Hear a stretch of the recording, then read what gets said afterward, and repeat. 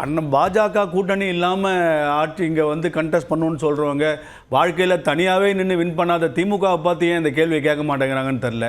அவங்களுக்கெல்லாம் மட்டும் கூட்டணி என்றைக்குமே வேணும். ஆரம்ப காலத்துலேருந்து இன்றைக்கி வரைக்கும் 4 கை காலை வச்சுருந்து நடக்கிறவங்கள பார்த்து நீங்கள் கேளுங்க, ஏன் இவ்வளோ வருஷம் நீங்கள் ஆடிட்டீங்களே உங்களால் தனியாக ஓட முடியாதான் நீங்கள் கேளுங்க. இங்கே வந்து பாஜக கூட்டணி வச்சு ஏன் வைக்கிறாருன்னு கேட்குறது அது பாஜகவோட டிசிஷனுங்க. அது இன்னைக்கு ஆல் சடன் இன்னைக்கு தமிழ்நாட்டுக்கு இன்னைக்கு பாஜக அண்ணாமலை வந்ததுக்கப்புறம் தமிழ்நாட்டில் வளர்ச்சி அப்படின்றது எல்லாருக்கும் நிதர்சன உண்மை. இல்ல, அதிமுகவினுடைய தோல்விக்கு பாஜக தான் காரணம், அதனால நாங்க கூட்டணியை விட்டு வெளியேறுகிறோம்ங்கிற அதிமுகவோட மீண்டுமாக போய் கூட்டணி அமைத்து தேர்தலை சந்திக்கக்கூடிய நிலையில தான் பாஜக இருக்கா அப்படிங்கிற கேள்வியும் அதனூடா எழுது. அப்ப அதை ஏற்றுக்கொள்ள வேண்டியது அதிமுக.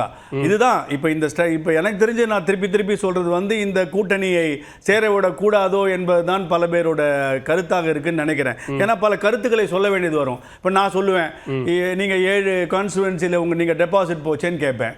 தனியா நின்னீங்களே, நீங்க ஏடிஎம்கே ஆச்சு, நீங்க எதுக்கு 7 கான்ஸ்டிட்யூன்சில டெபாசிட் விட்டீங்க, பிஜேபி 2வது வந்துருச்சேன்னு கேட்பேன். இதெல்லாம் இரிட்டேட் பண்ணும். அதுதான் ஒரு ஸ்ட்ராட்டஜி போல.